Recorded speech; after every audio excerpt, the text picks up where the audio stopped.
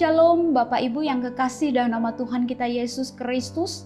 Renungan kita pada saat ini diambil dari kitab Perjanjian Baru, yaitu 2 Korintus pasal yang kedua, ayat yang ke-12 hingga ayat yang ke-17. Di sini dengan perikop kecemasan dan kelegaan Paulus di Troas dan di Makedonia. Saya tidak akan membaca firman ini secara keseluruhan Bapak Ibu Saudara-saudara, tetapi saya hanya mengambil satu ayat di dalamnya, yaitu ayat yang ke-14.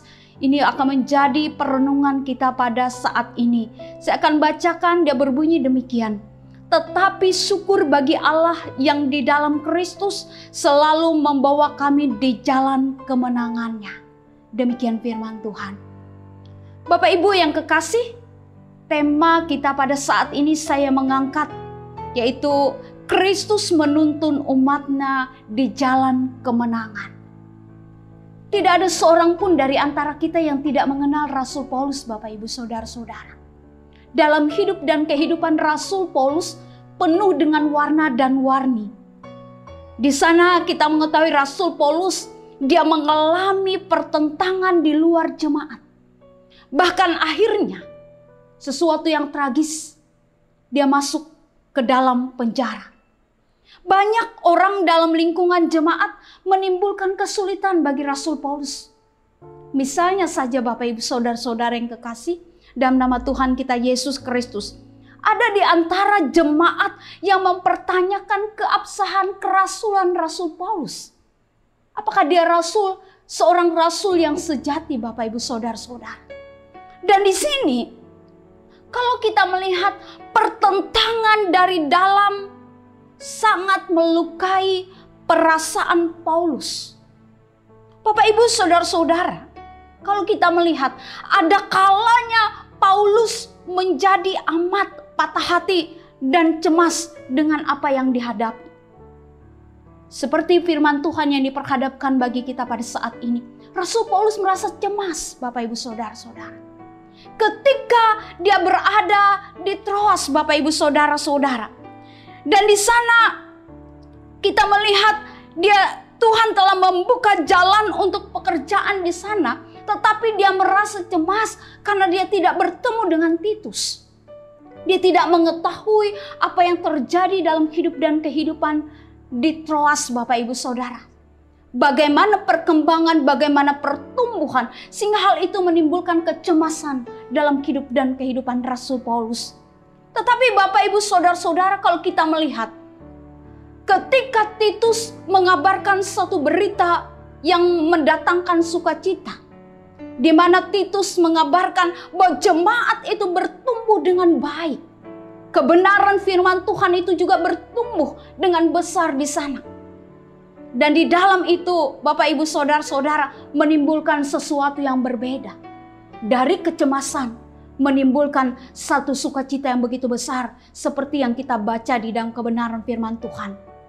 Di dalam ayat yang ke-14 dia mengatakan, tetapi syukur bagi Allah, itu yang dinaikkan Rasul Paulus. Dia bersyukur kepada Allah Bapak Ibu Saudara-saudara. Kenapa? Karena di dalam Kristus selalu membawa kami di jalan kemenangan, itu yang dinyatakan oleh Rasul Paulus. Meskipun ada begitu banyak tantangan, meskipun ada begitu banyak hambatan, meskipun ada begitu banyak pergumulan, tetapi Tuhan di dalam Kristus Yesus selalu membawa mereka di jalan kemenangan. Itu yang senantiasa menjadi sukacita yang begitu besar dalam hidup dan kehidupan Rasul Paulus. Dan Bapak Ibu Saudara-saudara, Paulus menyadari bahwa Tuhan selalu membawa umatnya di jalan kemenangan.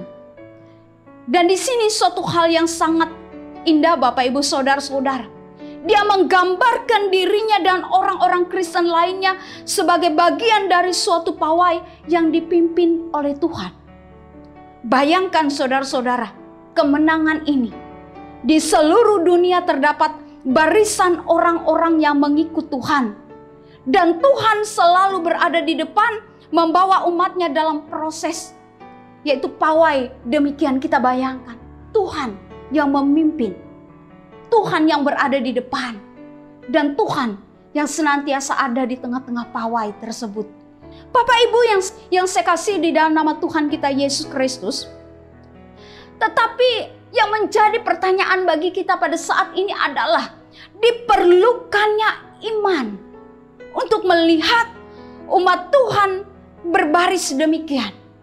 Diperlukan iman untuk melihat bila jemaat itu berkumpul atau menghadapi tantangan.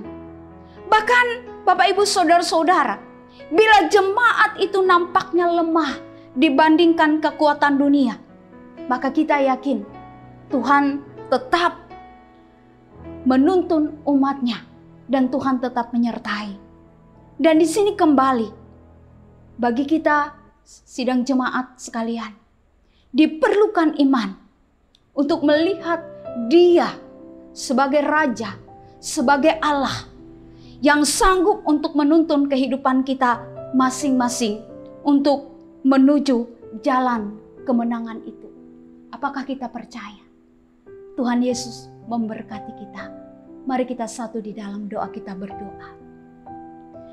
Bersyukur kami dengan kebenaran firman yang boleh kami dengar saat ini Tuhan.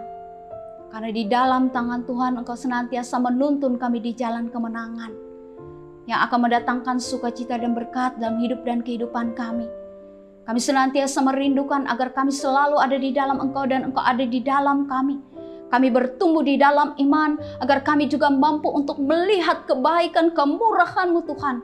Bahwa atas pertolongan Tuhan tidak ada yang tidak sanggup Engkau nyatakan bagi hidup dan kehidupan kami sekalian. Demikian juga kami yakin dan percaya Tuhan, saat ini kami anak-anak-Mu sedang menghadapi pandemi virus corona. Kami tetap yakin bahwa Tuhan akan menuntun kami, bahkan Tuhan akan memberkati kami.